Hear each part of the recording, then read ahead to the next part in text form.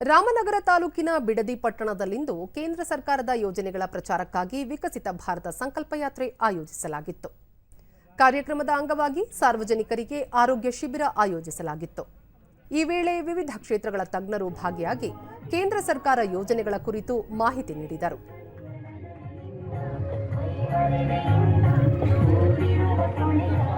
ನಾವು ಈ ಪ್ರತಿಜ್ಞೆ ಮಾಡುವ ಭಾರತವನ್ನು ಅಭಿವೃದ್ಧಿ ಹೊಂದಿದ ಅಳಿಸಿ ಹಾಕುತ್ತೇವೆ, ಗೌರವಿಸುತ್ತೇವೆ.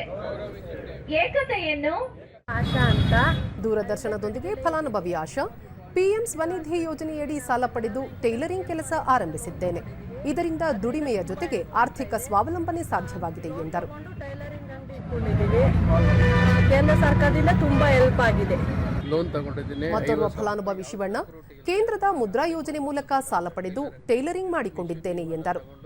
ಯಾವ ತೊಂದರೆ ಇಲ್ದಂಗೆ ನಾನು ಕೆಲಸ ಮಾಡ್ಕೊಂಡು ಹೋಯ್ತಾ ಇದ್ದೀನಿ. ಆಯ್ತಾ, ಮತ್ತೆ ಇದೇ ನಾನು ಕೆಲಸ ಮಾಡ್ಕೊಂಡು ಹೋಯ್ತಾ ಇದ್ದೀನಿ. ಮುಂದೆ ಯಾರು ಬೇಕಾದ್ರೂ ತಗೋಬೋದು. ನನ್ನ ಮುದ್ರಾ ಯೋಜನೆಗೆ ಧನ್ಯವಾದಗಳನ್ನು ಅರ್ಪಿಸ್ತಾ ಇದ್ದೀನಿ.